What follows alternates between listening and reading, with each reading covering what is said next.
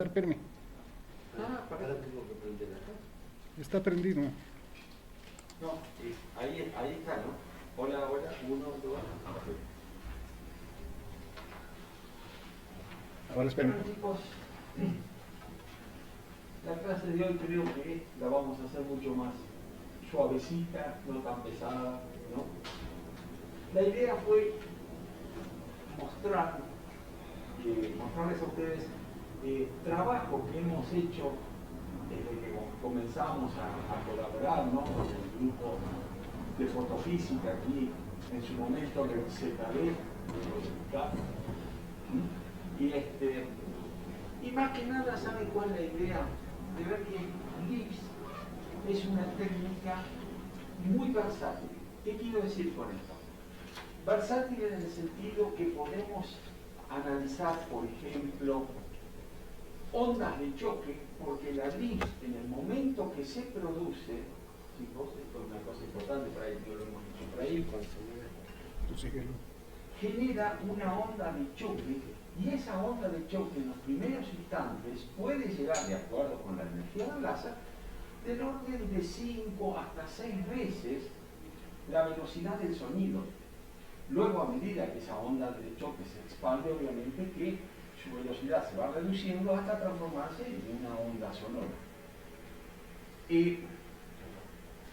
La LIPS nos permite estudiar, por ejemplo, la evolución en un plasma, o sea, hacer un poquito de lo que sería la palabra magneto-hidrodinámica, ¿no es cierto?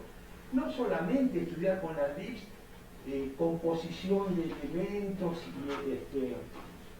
y temperatura de plasma, sino que tiene para nosotros cierta versatilidad. Y por eso es que elegimos estos trabajos que hicimos para que salen un poquito de lo común, de lo que son los trabajos que se observan en LIPS. Este es el primer trabajo que hicimos juntos con el grupo de Mayo, Gilgan, Sobral, Villagrán, este es el grupo del CIOP, el de aquí, que lo que hicimos fue lo siguiente. Simplemente, chicos, y les digo una cosa, este trabajo tiene 20 años, justamente, miren, en el 2002, tiene 20 años, yo en ese entonces tenía 15 años cuando lo hice. Bueno, y fíjense, todavía es el día de hoy, o sea, con esta técnica han salido varios trabajos, pero todavía la estamos discutiendo cómo es bien el proceso. O sea, no es una cosita que todavía se hace raro. La idea era muy simple, es decir, un láser de neodimio, ¿no es cierto?, al cual le controlamos la energía, viene el láser y hacemos un breakdown, en este caso lo hacíamos en aire, el breakdown, entre las placas de un capacitor cargado, ¿ven? Aquí tenemos una fuente de alta tensión, una tensión constante, y fíjense, la placa negativa del capacitor conectada a tierra, pero los movimientos de carga aquí iban a ser por estas resistencias y este circuito registrados en un osciloscopio. ¿Sí? Ajá, y empezamos a parametrizar cómo era la señal que se veía en el osciloscopio en función de los parámetros que podíamos cambiar dentro del capacitor. Como por ejemplo, lo que podíamos cambiar era la energía del láser, ¿sí?, y la distancia, ¿sí?, entre las placas del capacitor, o sea, cambiarle el campo eléctrico en el cual estaba inmerso ese placa. ¿Sí? Bueno, fíjense, estas eran las señales que teníamos. Esta señal negrita que está acá era el pulso óptico que se observaba, pero la señal eléctrica en el osciloscopio es esta que está aquí. Bueno, un poquito desplazada.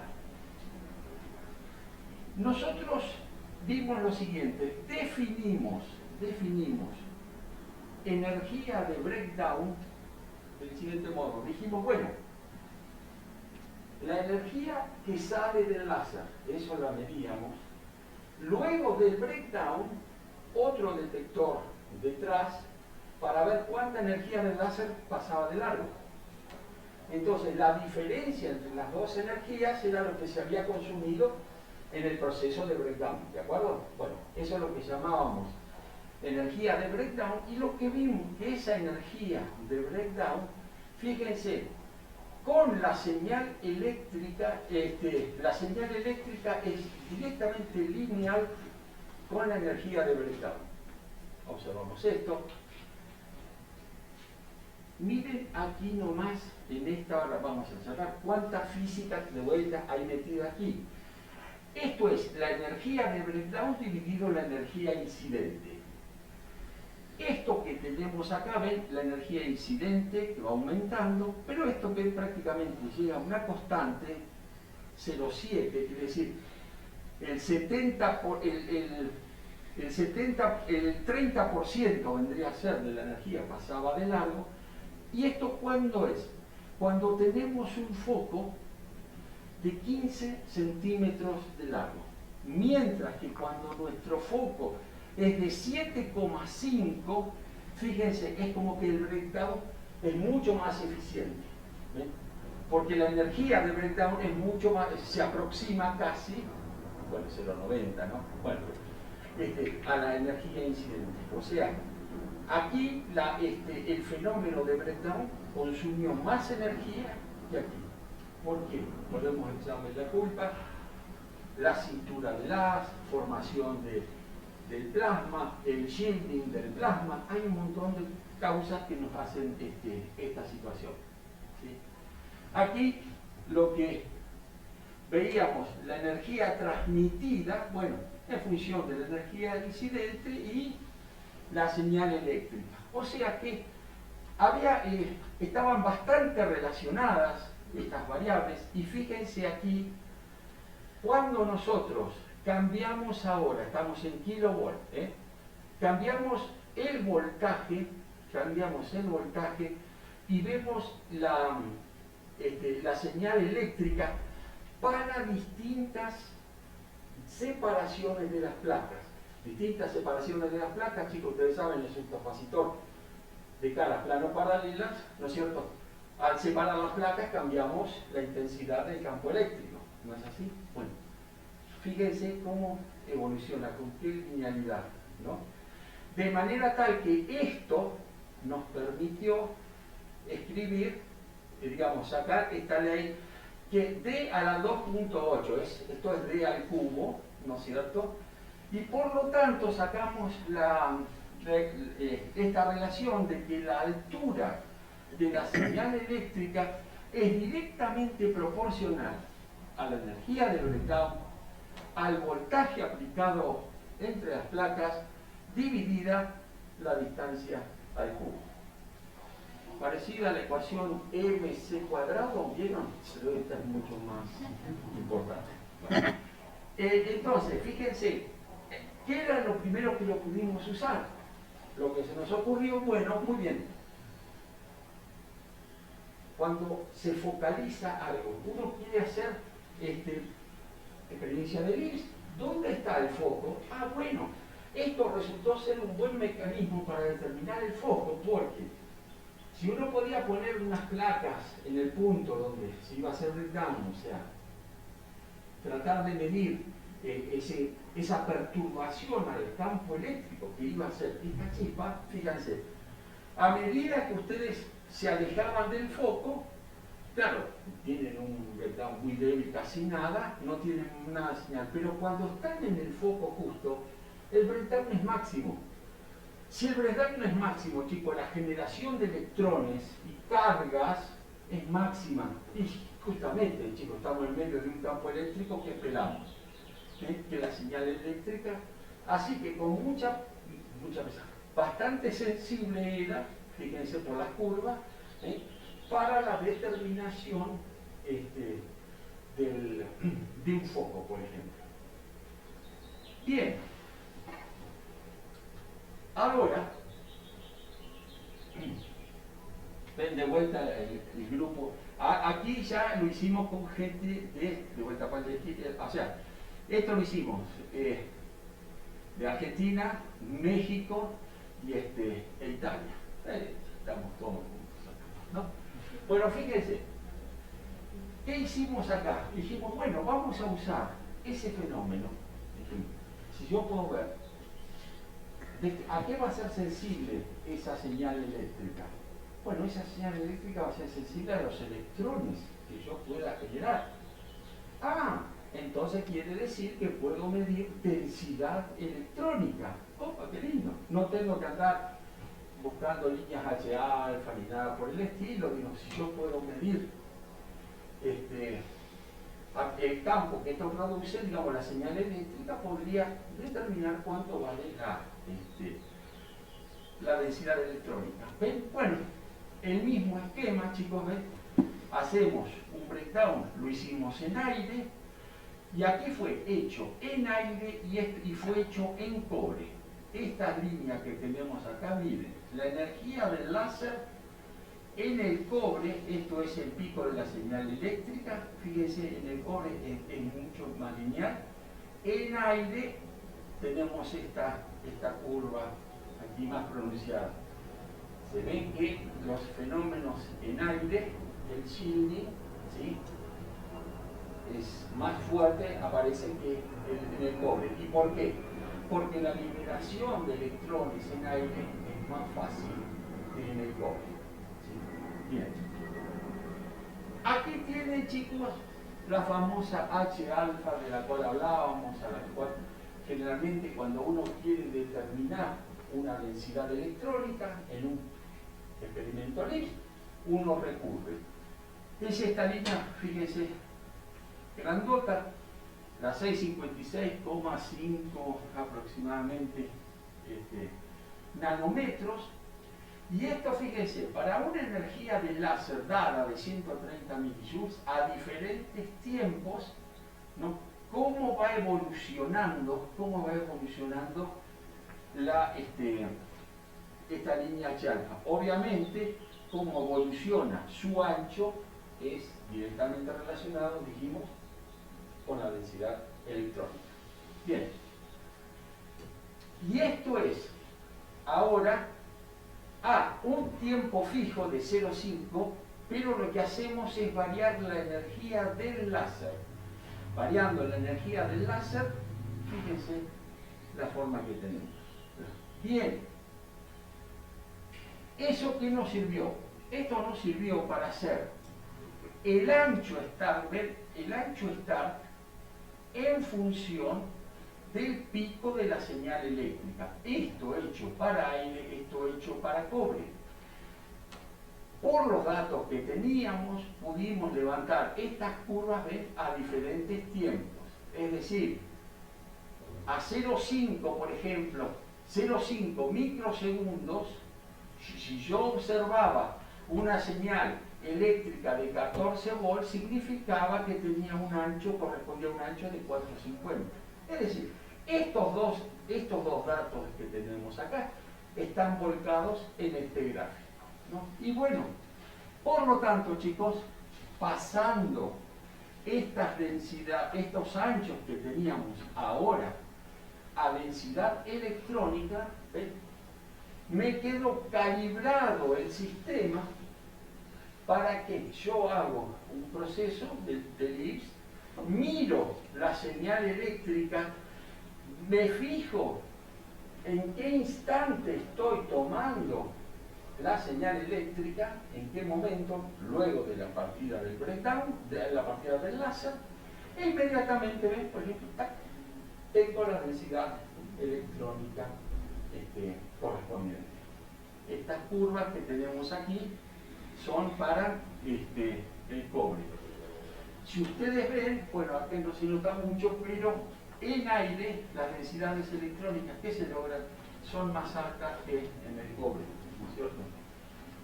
Ahí vemos, justificamos porque el shielding al principio que veíamos, porque tenemos más electrones acá libres que en el cobre. Bien.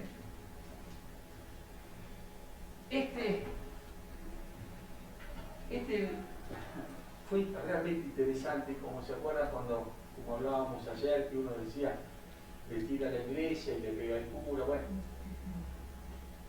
Aquí les voy a mostrar cómo era el sistema. Teníamos un láser de neodimio, lo podíamos separar, ¿se acuerdan chicos que hay cristales que por fenómenos no lineales pueden generar lo que llaman segunda armónica, tercera armónica? Entonces de esos cristales salen, bueno, la línea sin modificar, la 1064, pero sale también la línea verde 532 del láser, ¿sí? Bien, esa línea, bueno, un atenuador, un recorrido, ¿no?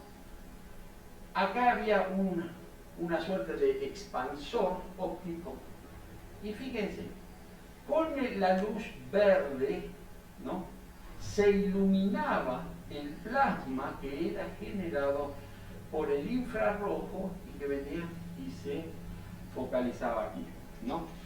Y aquí la street camera.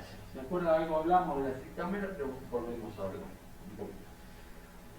Bueno, los controladores y todos estos chiches. ¿Cuál era la idea de este experimento? Los dos caminos, fíjense, los dos caminos eran prácticamente la misma distancia, pero lo que nosotros queríamos ver era esta línea de la verde del láser iba a ser como una línea de referencia. Cuando esa línea verde llegue a la street camera, que la iba a ver, esa nos iba a marcar el inicio de la llegada, digamos, del láser acá, y la street camera, como estaba focalizada sobre el plasma, nosotros íbamos a ver cuánto tiempo después de la llegada del láser comenzaba a formarse el plasma. Bueno, fíjense, acá tienen la imagen. Recuerden, a ver, acá lo tienen. Recuerden, chicos, cómo era el proceso de la street camera. Repito, ustedes tomo esta imagen que eran las viejas street cameras, así se nota, se puede entender más fácil. Imagínense que yo acá tengo un proceso que evoluciona muy rápido en el tiempo, ¿sí? Lo focalizo, lo mando a un espejo, que este espejo es giratorio. Y aquí, en este arco, tengo una película fotográfica. Entonces, cuando el espejo está en esta posición, por ejemplo, en este punto, acá, ¿qué va a aparecer? El inicio de este proceso. A medida que va avanzando el espejo, ¿no es cierto?, que es el tiempo que va transcurriendo, me va graficando acá en los distintos instantes de tiempo qué aspecto tenía lo que yo estoy fotografiando. Entonces, ¿esto qué es? ¿Ven, chicos? Miren, el láser llega, el láser verde, el láser de prueba, dura 5 nanosegundos. Aquí, menos de que termine ese láser, ¿ves? Aquí empieza a formarse, en este punto, el plasma. El plasma evoluciona, el plasma, sabemos, dura varios microsegundos. Bueno, nosotros queríamos analizar esta situación. ¿Pero qué pasó? ¿Ven? Miren cómo hace esta línea. ¡Tuc! Se dobla. Dijimos, bueno, será un error, lo repetimos. En vez de poner una línea de prueba, pusimos un arreglo de fibras ópticas que eran un montón como si fueran un montón de haces verdes. Miren, y miren cómo se junta. Miren cómo se junta. O sea, hay un cambio en el índice de refracción del medio. Pero uno dice, sí, pero el medio espacialmente, recuerden, chicos, que esto, ¿ven? Esto es la dimensión espacial, esto es la dimensión temporal. Espacialmente el plasma termina ahí. Bueno, miren el rayo que pasaba a varios milímetros de distancia, como también se curva. Y entonces, ¿qué pasó acá? Bueno, toda esa zona alrededor del plasma, ¿sí?, tiene un índice su índice de refracción cambió. ¿Por qué? No lo sabemos. Si alguien lo quiere tomar y pensar, bueno, sería interesante verle qué es lo que pasa acá. Seguramente la explicación estará en la teoría electromagnética y todo eso. Pero bueno, nosotros observábamos este fenómeno que teníamos acá. Entonces, recuerdan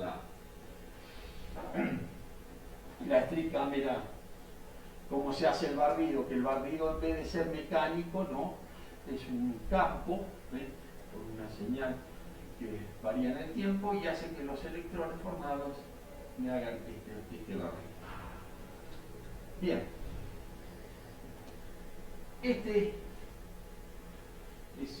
fue un trabajito también a mi gusto, ¿no? Me gustó mucho porque acá hicimos interaccionar dos plasmas. Y entonces la cuestión fue así, chicos. ¿Ven? Nosotros siempre lo mismo, ¿ven? Como generamos un plasma y tenemos la señal eléctrica, ¿sí? Esto fue el primer trabajo. Pero, miren lo que hicimos acá, chicos. Nosotros acá tenemos el neodimio jack, ¿sí? El láser, ¿sí? Y el láser por medio de un beam splitter, ¿sí? Lo separamos en dos haces. Dos haces, con los espejos los llevamos, le pusimos, ven, por medio de espejos un retardo de uno respecto del otro, y con estas dos lentes, los dos láseres se focalizaron acá en el capacitor. ¿Ven? Este esquema corresponde a esta situación. Tenemos las dos placas del capacitor, ¿no? Llegan los dos láseres, a los cuales podemos variar las distancias entre ellos y podemos variar el retardo de llegada de uno respecto del otro. Bueno, hicimos también esta otra configuración. Fíjense que los dos láseres ahora, en vez de hacerlos llegar de punta, los hicimos llegar perpendicularmente, y en la otra casi colineales, los dos apuntando en el mismo sentido. Bien, esto era, bueno, si teníamos cuando teníamos el primer plasma, segundo plasma, dos plasmas con una diferencia de 4 nanosegundos, bueno, por ahí acá no se alcanza a ver bien, pero vean esto, chicos. Si la diferencia de caminos es de 0 nanosegundos, o sea, los dos tardan el mismo tiempo en llegar al punto, ¿no?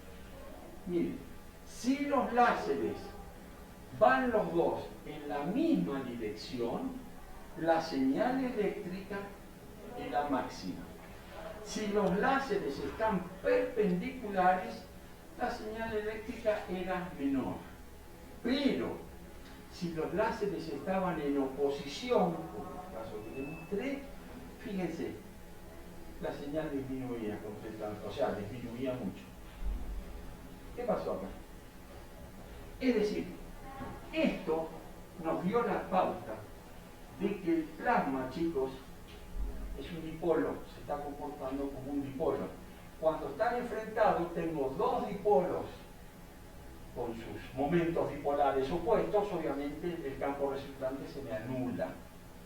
Cuando están perpendiculares, bueno, el momento dipolar es un poco mayor, y cuando están paralelos es máximo.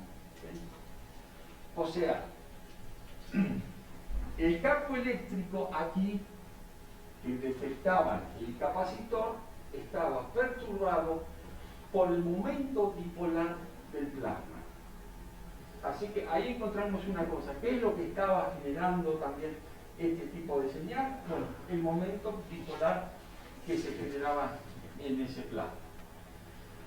Aquí empezamos a hacer, chicos, distancia. ¿Ven? Por ejemplo, si ahora en esta situación, o sea, los láseres que venían enfrentados, pero con la distancia, chicos, fíjense, separados, y si la separación, vean lo negro, los dos láseres llegan al mismo instante dentro de la placa, pero los dos breakdown están separados una cierta distancia, ¿no es cierto? Bueno, fíjense, no pasa nada, o sea, una cierta señal, ¿ven? Tac, tac, tac. Cuando los láseres justo llegan a cero, o sea, están uno sobre el otro, fíjense la señal, tac, como baja. Dijimos, se superponen como los dos dipolos, la señal baja. Cuando se traspasan, nos pasamos de largo, ¿ven? Como acá, o bueno, ¿qué pasa? De vuelta volvemos a la misma situación. Ahora que miren esto, si nosotros tenemos, vamos a agarrar uno de estos más grandes, una diferencia de tiempo entre los dos láseres de 20 nanosegundos, mucho tiempo. Si los láseres están en esta posición, chicos, acá lo voy a mirar, esto corresponde aquí, menor que 0, ven, los láseres están cruzados. ¿Está claro? Vamos despacito. Cuando es X menor que 0 era porque los láseres están cruzados. Bien, fíjense, estaban cruzados los láseres y la señal es muy baja. ¿Por qué? Porque aquí el primero había formado el plasma y el segundo, y ese plasma que formó nos hacía de shielding del segundo plasma que venía, o sea que no se podían formar dos plasmas, se formaba uno solo, debido al primero. Los empezamos a separar, ¿eh? Hasta que llegue, digamos, en la misma posición, fíjense, en la misma posición, pero con un retardo de 20 nanosegundos y la señal todavía es menor que aquí. Y luego, cuando están muy separados, claro, son independientes. Al ser independientes, ya simplemente es la suma de los dos momentos. ¿Sí? Esto nos hablaba mucho, esto de, bueno, ya les digo, chicos, de ese momento bipolar al cual se generaba en el plasma.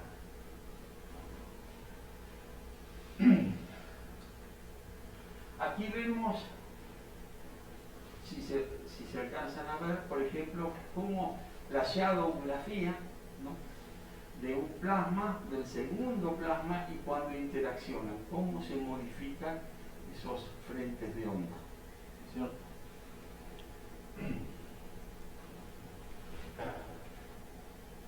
Aquí los plasmas cruzados, por ejemplo, fíjense que uno dice que cosas raras, ¿no? Porque uno tiene el primer plasma que está acá, que es el negro, el segundo plasma, que es el rojo, hace señal, y la suma de los dos, que es la señal cuando se van los dos a la vez, miren lo que da. O sea, esto nos está hablando, así se los digo muy justamente, pero nos está hablando de que están interaccionando mucho un plasma uno con otro. Bien, entonces eso nos llevó entonces a estudiar un poco más esto. Sí, dijimos, bueno, vamos a ver cómo es esta distribución dipolar que aparece en estos plasmas. Y bueno, este fue un trabajo realmente bastante largo, llevó lo suyo, ¿sí?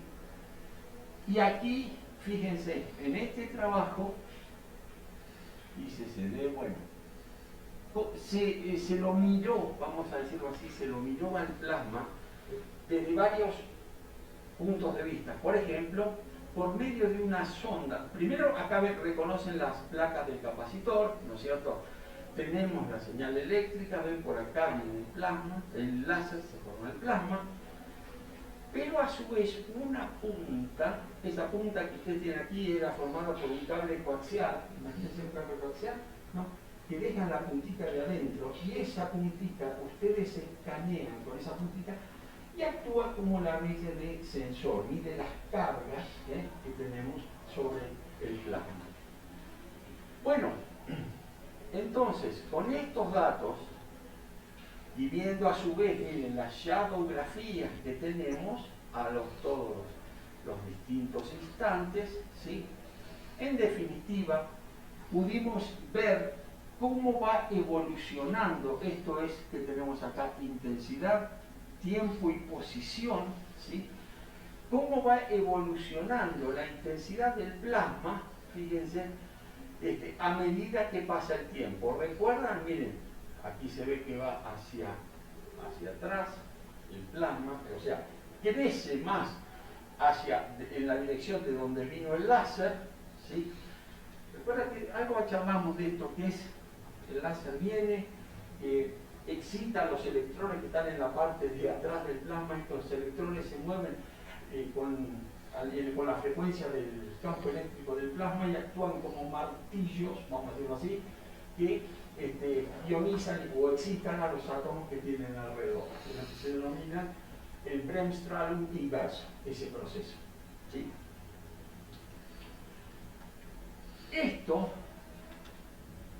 Este tipo de fotografía, chicos, es lo que se llama, a ver, tengo acá, ven cómo se ve una bala, por ejemplo, una fotografía de sombras, Schlieren-grafía en una situación, o shadowgrafía.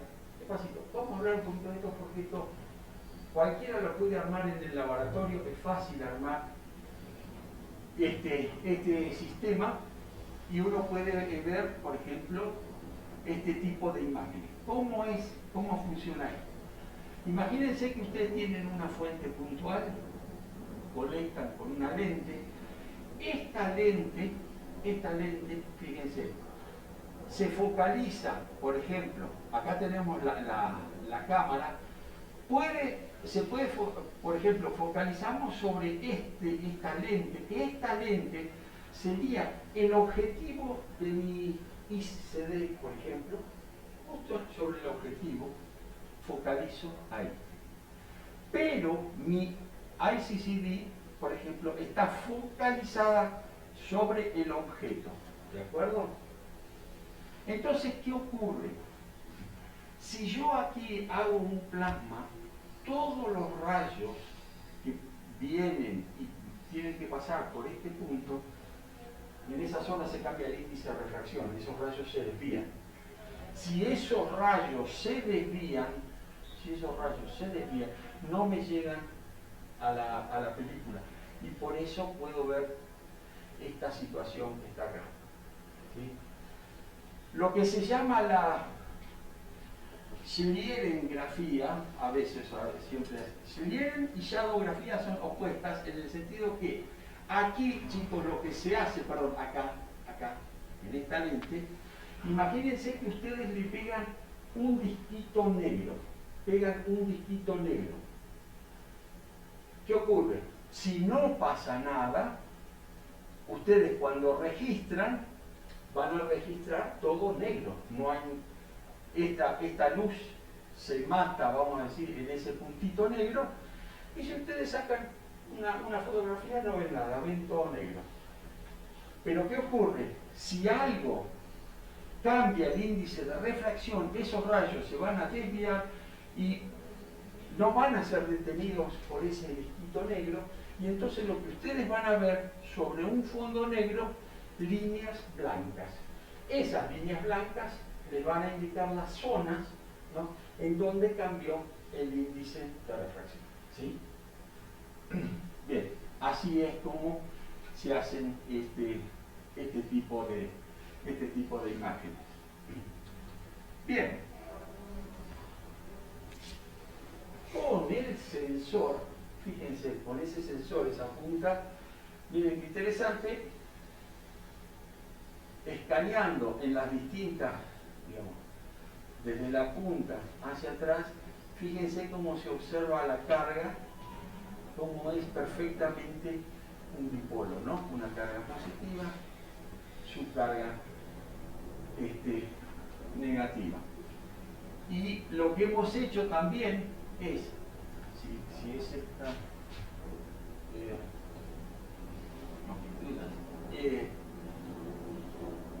por ejemplo, hacer este scanning y ahora meterle, por ejemplo, ¿se acuerdan? Mediante las placas capacitor, meterle un campo eléctrico, ¿cierto? Entonces, meterle un campo eléctrico en contra y se le iba anulando esto, por ejemplo, hasta, bueno, hasta que casi lo podíamos anular, y de ese modo podíamos determinar de qué valor aproximadamente era el momento dipolar de ese dipolo. Bueno, se pudo también medir por medio de una espirita, ¿sí? Escaneando también en la zona el campo magnético, perdón, que eso produce, porque en ese plasma nosotros tenemos movimientos de carga. Esos movimientos de carga generan además un campo magnético, y bueno, aquí pudimos ver cómo ese campo magnético evolucionaba en el tiempo y por la posición del plasma. Fíjense que el plasma, chicos, desde menos 4 a 4 milímetros estábamos, pese a que el plasma no llegaba, pero igual la punta iba, vean, disculpen, ven acá, el plasma, el espacio físico que ocupaba, pero se escaneaba un poquito más lejos de las dimensiones del plasma. Con todo esto, chicos, quiero que vean que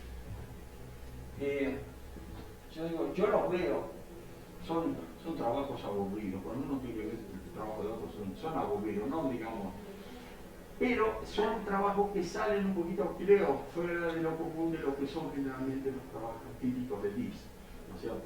Ustedes van a ver LIS y fundamentalmente van a ver de cálculo de probabilidades de transición, temperatura, caracterización de materiales, esos tipos, ¿cierto? Bueno, estos por ahí salíamos un poquito de la... Y ya que si vamos a hablar de cosas aburridas, vamos a aburrirlos más todavía, chicos, con esto que nosotros llamamos el plot de Boltzmann 3D. ¿Por qué llamamos plot de Boltzmann 3D? Fíjense, si ustedes tienen, vamos a suponer todas condiciones esférico y sin roce, y tienen un plot de Boltzmann, ¿cierto? Bien. A medida que pasa el tiempo, ¿qué ocurre? El plasma se va enfriando. ¿Qué tiene que ocurrir con ese plot de Boltzmann? Su pendiente tiene que cambiar en el tiempo. Es decir, que a un tiempo cero, por ejemplo, yo tengo, ¿ven? Energía aumenta para acá, ¿ven? El plot de Boltzmann a tiempo cero, ¿no es cierto? Tiempo cero, supónganse, chicos, ven, tiene que tener el plot de Boltzmann esta recta, está pendiente. Pero a medida que pasa el tiempo, esa pendiente tiene que ir haciéndose más pronunciada. Por lo que me tiene que describir una superficie. Es decir, nosotros, al gráfico de Boltzmann, que es el logaritmo de I, bueno, acá lo hicimos, logaritmo de I sobre I0 y energía, nosotros le agregamos el tiempo, la evolución temporal. Por eso lo llamamos el 3D. ¿No? Bien, entonces ahora esta superficie es la que me caracteriza mi experimento. ¿De acuerdo?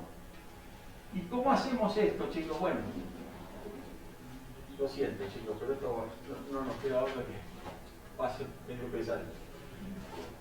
En plasmas delgados, chicos, teníamos, ¿se acuerdan? Esta expresión.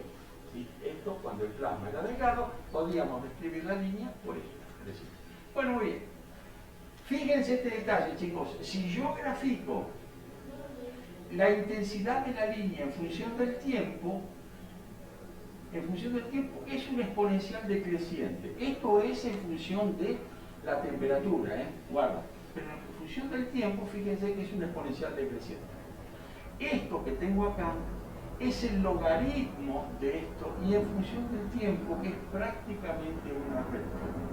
A veces pueden tener una pequeña curvatura, pero esta recta esta gráfica que tengo acá, con una recta o a más tardar un polinomio de segundo grado, lo puedo fijar. Muy bien. Entonces yo voy a decir que la intensidad en función del tiempo ¿no? Bueno, digo que varía, ¿ven?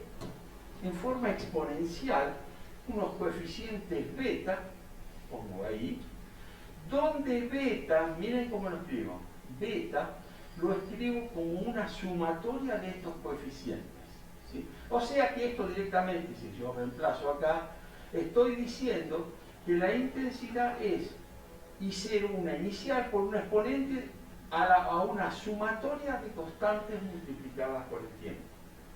Con esto, chicos, puedo ajustar con esto ajusto cualquier cosa, no tengo ningún problema. Bueno,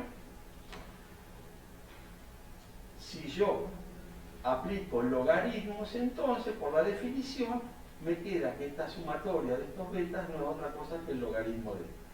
Hacemos T0, 0 por simpleza, y podemos escribir de este modo. O sea, ahora, fíjense, esto que yo tengo acá, estos coeficientes, chicos, yo me vengo, estos son mis datos experimentales. Aplico el logaritmo, tengo esta gráfica y esta gráfica la fiteo y tengo los dos coeficientes, el B1 y el B2. Generalmente a veces con el B1 solo me alcanza, pero puedo tener B1 y B2 también. Esto es B1 y B2 me caracterizan la evolución temporal de la línea esta I sub n determinada, ¿no es cierto? Bien. Entonces ahora, a ver, de la definición que se tenía de la intensidad, si le aplicábamos el logaritmo, teníamos esto. Entonces, si a esto, chicos, yo aplico logaritmo de I sub n sobre I0, cuando haga este cociente, esto que está acá se me traduce en esto. A ver si, por ahí, fíjense, a ver si I sub n sobre I sub n 0. Cuando yo divida, ¿no? Fíjense que se me va. Acá lo único que acá voy a tener E sub kt, bueno, E sub n, ¿no? El T0 y el T. Pero después, este término, todo el HC, N0, todo se me va y lo único que queda son estas las funciones de partición, ¿sí? Este 1 de KT sobre KT0 les puedo mostrar que es igual a estas, lo podemos escribir, fíjense, como unas constantes B grandes. Uy, dice, ¿qué es esto? No es difícil de seguir, chicos, pero a esto lo voy a escribir como este desarrollo, y esto que está acá lo voy a escribir como este otro desarrollo. Por lo tanto, si lo escribo así, me queda que este cociente me queda de este modo. Bien, pero como esto habíamos dicho en la filina anterior, que teníamos en esta expresión, quiere decir que cada uno de estos B lo puedo escribir en función de estas constantes grandes, estas B grandes, multiplicadas por la energía y este delta S V, que viene definido por esta relación. Chicos, no se preocupen, la cuestión es que acá viene lo importante. Si yo tomo, a ver, dado que yo tengo que tener esa superficie regular que llamé la superficie de Wolff, tomo una línea, ¿qué hago? Tomo, lo voy a, vamos a ver si lo puedo aplicar. Tomo una línea, tengo su evolución temporal de la línea, ¿sí? Hago el logaritmo de I sobre I0 de esa línea en función del tiempo. ¿Y qué tengo? Puedo tener una recta o puedo tener a lo sumo una parábola. Esto va a estar caracterizado por esto lo voy a escribir como un B1 por T más un B2 por T cuadrado, ¿sí? Este B1 y B2 caracterizan a esta línea. Si tengo otra línea, tendrá otra evolución temporal, tendrá en el logaritmo, vamos a ponerle de I' sobre I0' en el tiempo, otra recta que va a ser, la voy a describir como B1' por T más B2' por T cuadrado. ¿Sí? Bien. Lo que estoy diciendo ahí que sale, chicos, que si yo hago, por ejemplo, B1 menos B1' sobre E1 es la energía correspondiente a la transición de esta línea, menos E1', esto es igual a una constante que la llamo B1 y es para todas las líneas. Eso ocurre para todas las líneas. Entonces, si a mí me dan la constante, yo tengo la constante, esa B1, puedo saber, multiplico por la energía y puedo saber cómo tiene que ser la evolución temporal de esa línea. ¿Sí? Lo mismo ocurre para el B2. Si hago para el B2, fíjense chicos, yo lo puedo despejar de acá y sale que tiene que tener esa relación. Por ejemplo, fíjense, acá tenemos una amalgama de oro, plata, estaño. Estas son las amalgamas hechas especialmente, se hizo. Y fíjense que estas amalgamas, las constantes B1 y B2, fíjense cómo van en función de la energía, miren, cómo caen. O sea que podemos decir que estamos en equilibrio termodinámico porque cumplen con ese, en definitiva están cumpliendo con la ley de Boltzmann. ¿Sí? Lo mismo le pasó a estas constantes aquí, B2. Esto para mí, chicos, es lo más importante que podemos sacar. Que la evolución temporal de la temperatura de un plasma, fíjense, sobre KT0, o si lo quieren, pasamos para este otro lado. Fíjense cómo tiene que evolucionar. De esta forma, las constantes B son constantes, ¿sí? Acá el tiempo de constantes generalmente son una o dos a lo sumo, máximo para cada situación del plasma, ¿sí? Y entonces con la ley que podemos decir 1 sobre 1 menos un desarrollo en serie de dos términos, con esa ley es que tiene que bajar la temperatura en un plasma. ¿Vamos bien? Si baja con esta ley, entonces es porque el plasma también está en equilibrio termodinámico. Ustedes van a ver cuando grafican muchos trabajos la temperatura en función del tiempo, bueno, les muestra la gráfica, como si fuese una exponencial decreciente. Bueno, habría que ver si esas exponenciales se pueden fitear con una curva que corresponda a esa ecuación. ¿Sí? Eso sería lo importante. Bien.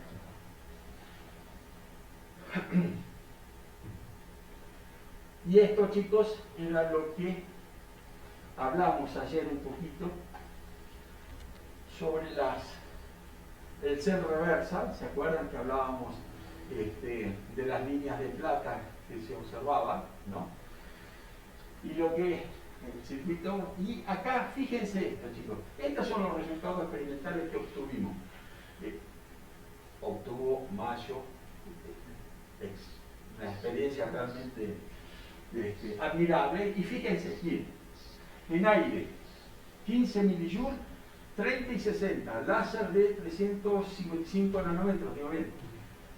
Miren en aire, tac, cel reversal, uy, no hay cel reversal. Helio, atmósfera de helio, no hay. Atmósfera de argón, no hay. Atmósfera de xenón, no hay cel reversal. Entonces, bueno, tiene que ver, ¿influye la masa del medio circundante? No. ¿Cómo explicamos esto? ¿Por qué tenemos en aire y no lo tenemos en estos gases? Se reversa. Bueno, la solución fue lo siguiente, chicos. La famosa función de partición que tenemos, ¿sí? La función de partición para una molécula como es el aire, fíjense, está formada la función de partición translacional, rotacional, vibracional y electrónica. Ustedes saben, una molécula tiene energía cinética, tiene energía de vibración, tiene energía de rotación y a su vez tiene energía porque sus electrones pueden saltar a órbitas superiores. ¿De acuerdo? Mientras que en un átomo lo único que yo tengo son energías electrónicas. Un electrón puede saltar a una órbita superior. Bien, la estadística, esta es la función de partición translacional, tiene que ver, no importa esta fórmula.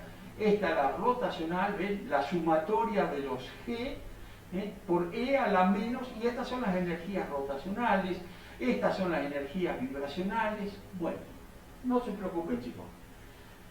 ¿A qué voy?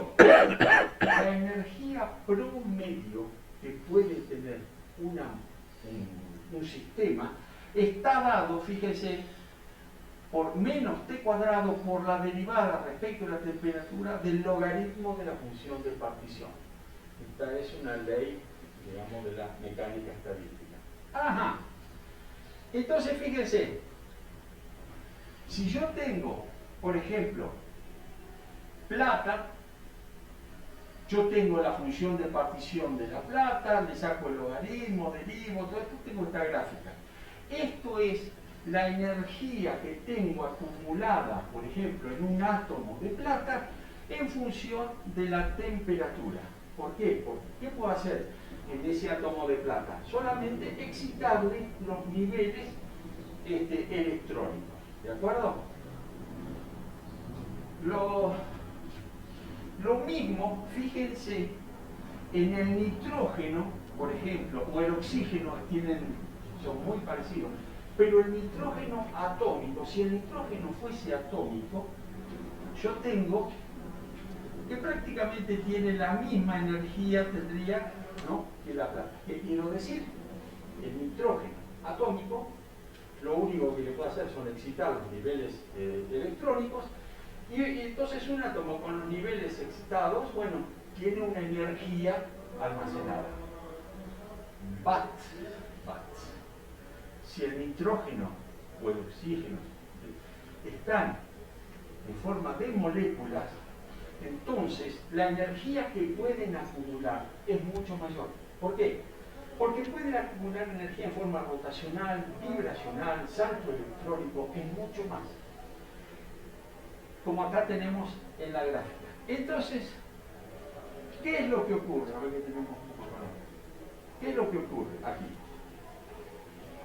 Cuando se produce el breakdown, ¿no es cierto?, salen todas las partículas. ¿Qué dijimos? ¿Cómo se formaba el cell reversal? Yo tenía que tener fuera del plasma una capa de átomos fríos y quietos. ¿Cómo los enfrío? Y bueno, si yo tengo, por ejemplo, un gas molecular, ese gas molecular, ¿ven?, puede absorber mucha energía o más que si el gas fuese atómico. Entonces las partículas y átomos de plata chocan con el gas, sea la energía que tengan, siempre le pueden absorber, porque ya sea o excitan un nivel rotacional o un vibracional o un electrónico. Si fuera un átomo, chicos, si ustedes no alcanzan a excitar un nivel electrónico, esa energía no la pueden transferir. ¿Me siguieron hasta ahí? O sea, yo le tengo que sacar, insisto, tengo que sacar la energía a este átomo de plata para que se quede quieto y en el estado fundamental. Muy bien, choca con un átomo de xenón. Sí, bárbaro, choca, pero si no alcanzó a excitar al xenón para que éste transfiera su energía, no pasó nada. ¿Se dan cuenta? No le puedo quitar la energía a este átomo. En cambio, si lo hago chocar contra una molécula, ¿qué ocurre? Seguro que le puedo sacar porque la molécula tiene una variedad de energías que puede absorber, ya sean rotacionales, vibracionales, que la probabilidad de que puedo sacar es mucho más alta, ¿no es cierto? Entonces, el gas molecular es un refrigerante mucho más efectivo que un gas atómico. ¿Está claro? Bien, ¿y cuál fue lo interesante de esto? Chicos, ustedes recuerdan que a 60 millijoules en aire ya no teníamos el reversa. ¿Y qué pasó? Con la energía que le dimos, rompimos las moléculas. Entonces ya teníamos el gas atómico. Y el gas atómico, el nitrógeno atómico y el oxígeno atómico es lo mismo que el argón, el xenón, es decir, ya su capacidad de enfriamiento es mucho menor. ¿Se dan cuenta? Eso fue lo que nos dio el justificativo, ¿no?, para decir lo que el problema está en que el gas molecular es mucho más refrigerante que el gas atómico. Y si ustedes se fijan acá, chicos, miren, esta negra es una línea de 15 millijoules, hecha con una energía de 15 millijoules, pero a 200 nanosegundos del breakdown. Ahí no más. Mientras que esta línea roja corresponde a 60 millijoules, pero a un tiempo muy largo, por cerca de los 4 microsegundos. Fíjense, pasaron 4 microsegundos y no se enfrió el plasma lo suficiente como para hacer breakdown.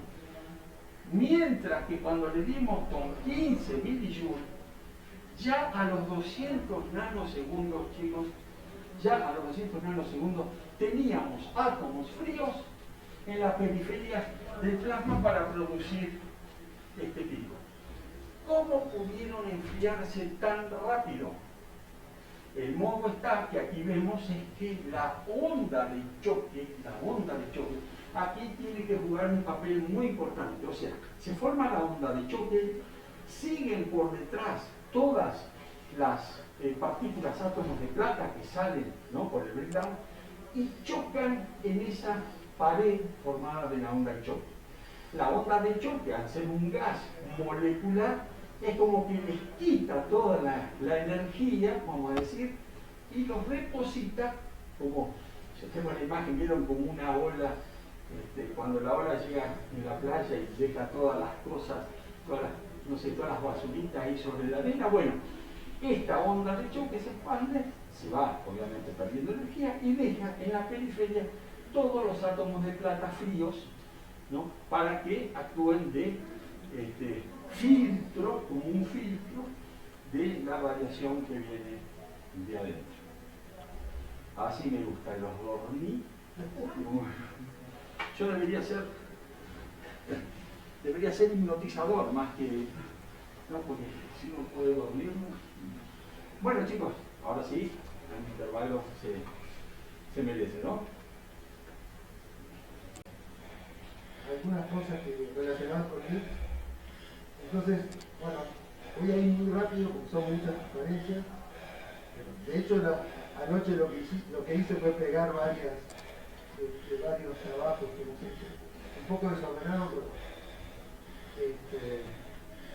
este era el esquema típico que ya les contó Fausto.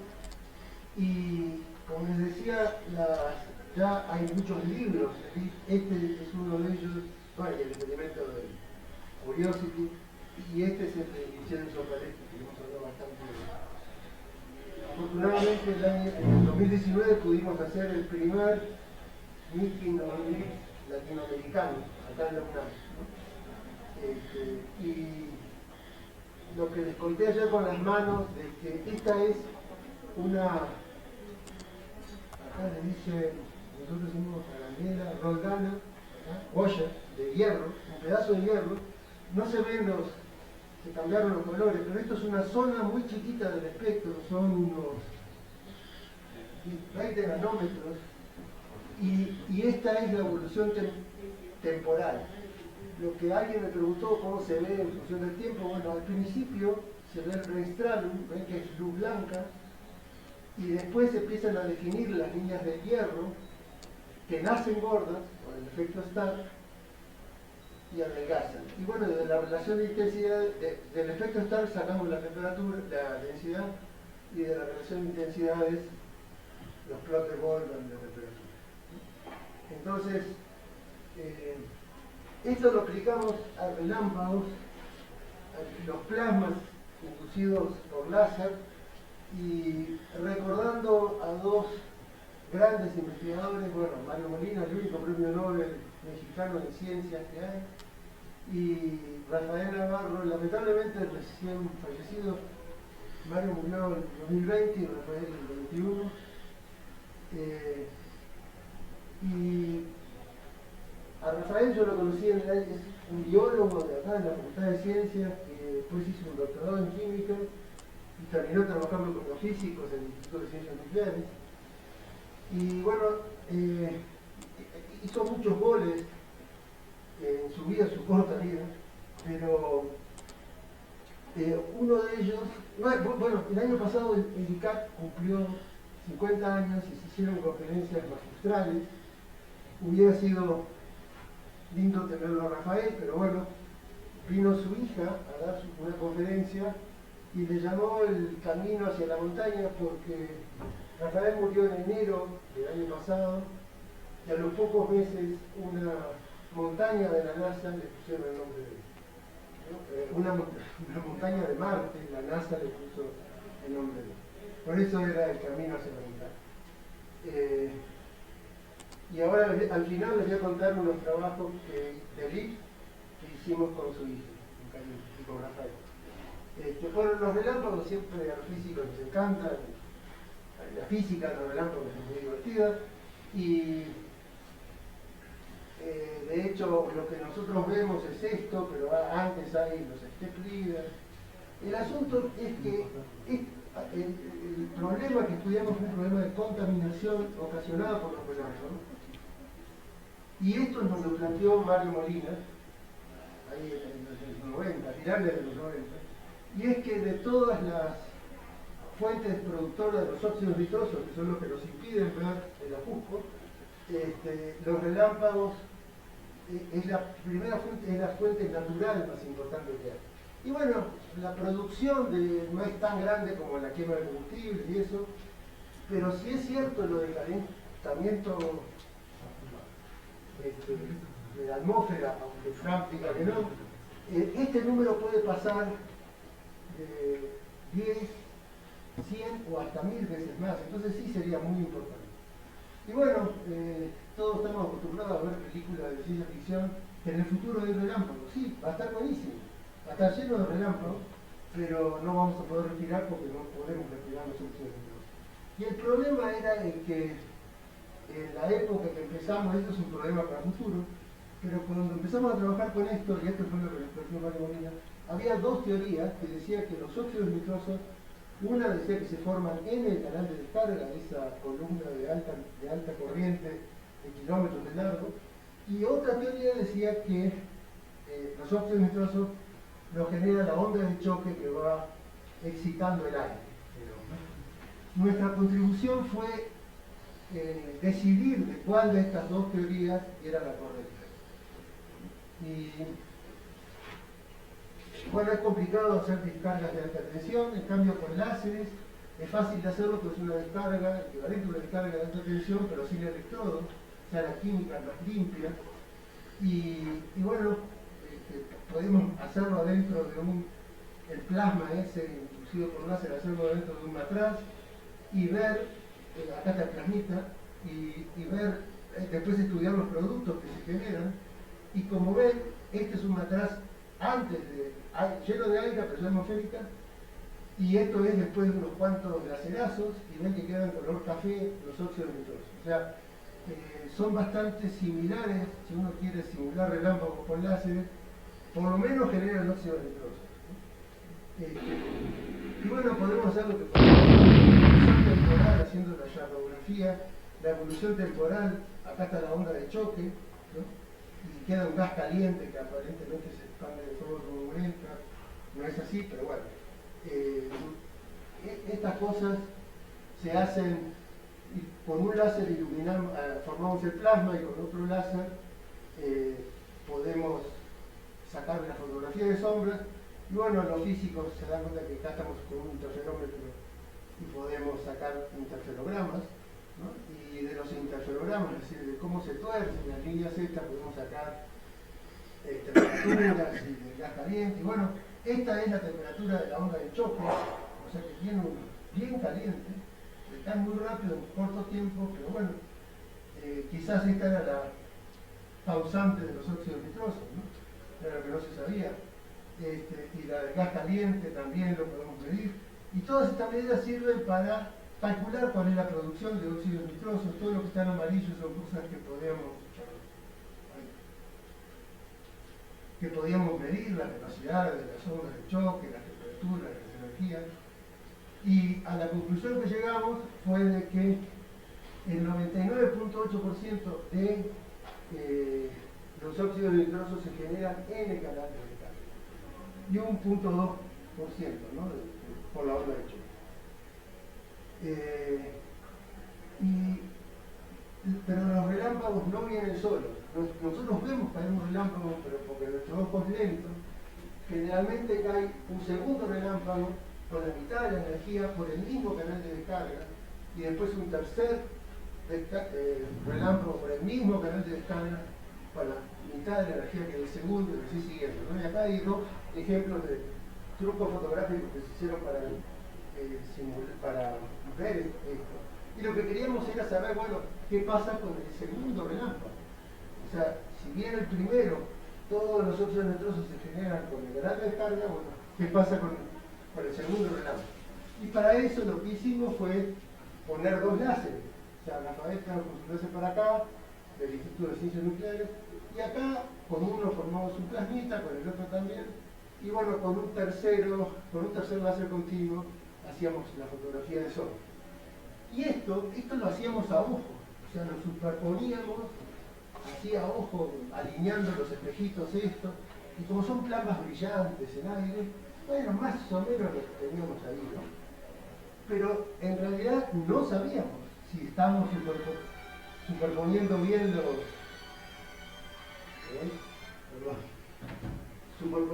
los láseres o no. Gracias al trabajo que contó Fausto recién, esto de que cada plasma del aire tiene un dipolo, bueno, lo podíamos superponer eléctricamente, anulando los dipolos. Cuando los dipolos se anulan, sabíamos que estaban bien superpuestos, ¿no? Entonces, acá están los dos láseres, una foto, y veíamos las fotografías de sombras, una generada con el primer relámpago simulado, el otro con el segundo relámpago a la mitad de la energía. Típicamente las distancias entre ellos es del orden de microsegundos. Nuestro ojo de milisegundos, por eso no vemos el segundo y el tercer relámpago de eso. Pero veíamos que las ondas de choque aparecían cosas raras. Por ejemplo, aparece una onda de choque acá, aparecen dos ondas de choque. Y lo que pasa es que el segundo relámpago encuentra un medio preionizado, caliente, viaja a una temperatura mayor y alcanza a la otra onda de choque y rebota hacia adentro. Entonces, esta onda de choque, si lo sacamos a un tiempo mayor, la encontramos más cerca del centro. Es porque la onda esta viene hacia adentro, ¿no?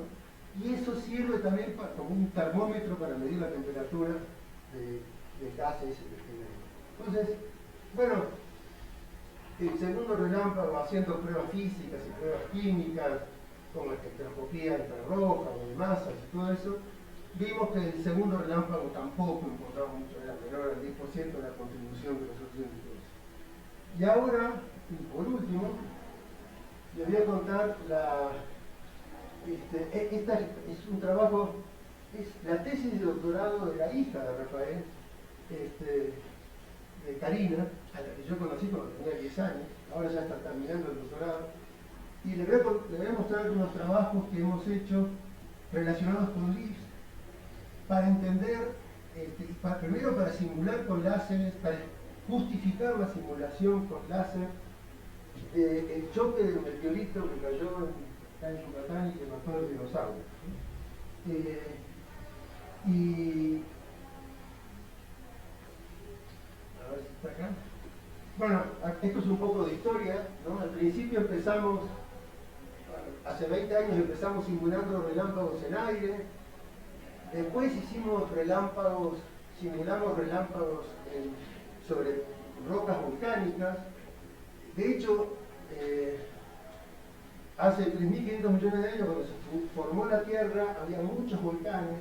Entonces los relámpagos más importantes eran no los que vienen nube, tierra o nube, eran los relámpagos que se dan en las plumas de los volcanes. Y bueno, hicimos leaks de esas rocas volcánicas, que eran estas rocas de acá del fondo, ¿no? Estudiamos rocas de distintas partes del mundo, en general todas eran iguales. Estos son experimentos de leaks, de rocas, pero ahora queríamos simular el choque de ese meteorito que cayó en Chichulú. ¿Por qué? Si uno quiere simular un choque de un meteorito con la Tierra, dice, bueno, agarro una bala y le pego a una roca.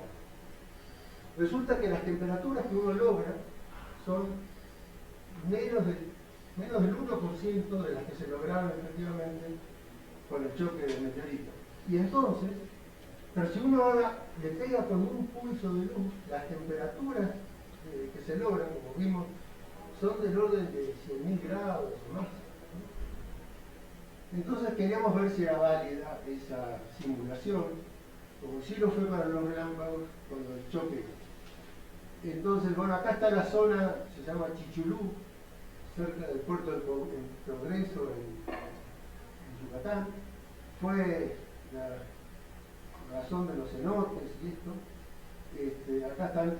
Afortunadamente la UNAM ha hecho excavaciones ahí y tenemos muestras recogidas de rocas en todo este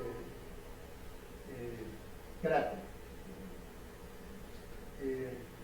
Tenemos rocas, bueno, acá están las rocas, los pedazos de rocas que tenemos, hasta 1.500 metros, bueno, yo lo veo acá cerca, hasta, bueno, pero son del orden de 1.500 metros bajo tierra. Y a estas rocas son las que le hicimos el plasma inducido por láser. Acá está la roca metida dentro de un matraz y simulamos la atmósfera que había hace 66 millones de años cuando cayó un meteorito, que no es la atmósfera que tenemos ahora. De hecho, la atmósfera que tenemos ahora, la atmósfera que había hace 66 millones de años, es muy parecida a la atmósfera que tiene Marte en este momento. ¿Y cómo sabemos cómo es la atmósfera, cómo fue la atmósfera hace 66 millones de años? Y esto parece lo de Jurassic Park, por una gotita de aire atrapada en ámbar. Entonces es un artículo de Science donde se analizaron esas gotas de aire, burbujas de aire atrapadas en ámbar, que se dató a esa fecha, y se encontró que esta es la composición del aire. Entonces, nosotros en realidad le poníamos no aire de ahora, sino aire con la mezcla ahí, para simular la atmósfera que había en esa época. Y bueno, a los productos que se generan de esta interacción la estudiamos por masas, distintas difracción de rayos X, estos son partes de TGA, DSC, masas, etc. Y acá está el experimento de LIPS que hicimos. Este es un pedacito de las rocas que sacábamos del fondo marino a distintas alturas, porque a distintas alturas tienen distinta composición, unas son con muchos sulfatos, otras son con carbonatos. Ahora les voy a mostrar cómo cambian los espectros de esas rocas. Entonces esa la poníamos dentro de una cámara, ¿no? Y irradiamos con un láser infrarrojo y generamos un plasma.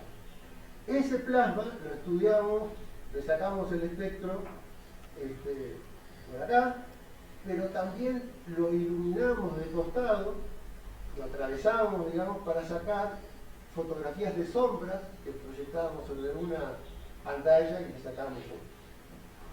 Y toda esta atmósfera estaba a la atmósfera a una atmósfera, pero con la composición de hace 66 millones de años. Y esta es una foto del cubito sin las tapas. Acá se ve el planeta, acá ya está el cubo con las tapas. Y bueno, en esta bala era donde llenábamos con el gas adecuado, la cámara para sacar la fotografía de sombra, el osciloscopio para controlar los delays, y estas son fotografías de sombra de la evolución de las ondas de choque. Acá tenemos el pedazo de roca a distintos tiempos, no se ve, pero estos son 1 microsegundo, estos son 3 microsegundos, y acá ya se empieza a ver la onda de choque, que evoluciona. Acá ya son 10 microsegundos, ya la onda de choque está por acá arriba, y se empieza a formar este honguito, como los hongos nucleares. Y bueno, el hongo sigue evolucionando, y acá hay fotos, no lo ven ustedes, yo apenas lo veo de acá, estos son 100 microsegundos. Ya tenemos un hongo bien formado, una bola de fuego. Por otro lado, hicimos simulaciones numéricas. Cuando empezamos con los relámpagos, empezamos con un modelo con Alejandro Raga, investigador también del Instituto de Astrofísica, investigador del Instituto de Ciencias Nucleares. Hicimos un modelo de gas hidrodinámico, de eso hace 20 años. A lo largo de estos años han mejorado los modelos, le hemos metido toda la magnetodinámica e inclusive la química. Entonces ahora con los modelos podemos predecir productos químicos, que es lo que nos interesa para saber qué podría haber ocurrido con el choque de meteoritos. Entonces, este es el experimento de las ondas de choque. Estos son la simulación con los modelos. Este es un ejemplo típico de un espectro a un cierto tiempo de una roca. Y como les digo, podemos predecir inclusive con nuestro modelo la producción de especies. Acá tenemos para distintas profundidades, es decir, estudiamos distintas rocas. Estas son... bueno, esto es un espectro real y un espectro simulado. Este es el primero espectro simulado por la tabla esta del NIST, la página del NIST. Y acá tenemos el espectro experimental, que es bastante parecido. Y ahora hacemos para zonas o profundidades ricas en carbonatos sintéticos o simulados, y también para zonas ricas, una es para zonas, acá tengo para carbonatos, y acá para sulfatos.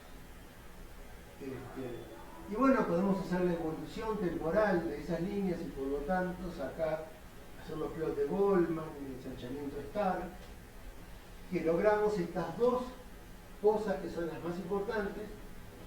Un plasma que es como el nombre y el apellido, es la temperatura y la densidad, ¿no? Cómo es la evolución temporal de esos dos parámetros, ¿no? Y gracias a esto, estos son los inputs para nuestros modelos que nos permiten nos permiten predecir la producción de gases, que además comprobamos experimentalmente. Y bueno, hay muchas conclusiones que podemos obtener solamente de la parte espectroscópica, ¿no? Tanto de qué pasa con el oxígeno, con los carbonatos, cuáles son las velocidades de las ondas de choque, de la onda de la bola esta de fuego que se está expandiendo. Pero lo más importante es que tenemos, ya gracias a la espectroscopía, estos dos parámetros, TE y NE, Y hemos encontrado cosas raras, como por ejemplo, producción de CO, el CO es tóxico, o sea, no lo podemos respirar. No quedan evidencias de que se generó CO porque el CO se va de la atmósfera, no como el CO2 que se queda. Entonces, quizás los dinosaurios no se murieron de hambre, sino se murieron asfixiados. Entonces, bueno, estas son cosas difíciles de indicar. Tenemos que estar muy seguros para decir una cosa como esa, pero bueno, gracias a que tenemos ahora ya en estos momentos las temperaturas y las densidades, podemos ver qué es lo que pasa qué es lo que dicen los modelos y los experimentos. Bueno, estos son los trabajos que hemos publicado, unos del 2020, otros del año pasado, y esperemos que el próximo ya hable del CO que se genera. Y bueno, hice rápido, ¿no? Media hora terminé. Para que a partir de ahora, si ya puede cortar la filmación, para que venga la discusión esa Ah, sí. que quería. Hasta que te salude un maya pasan 3 años, ¿no? Lo que se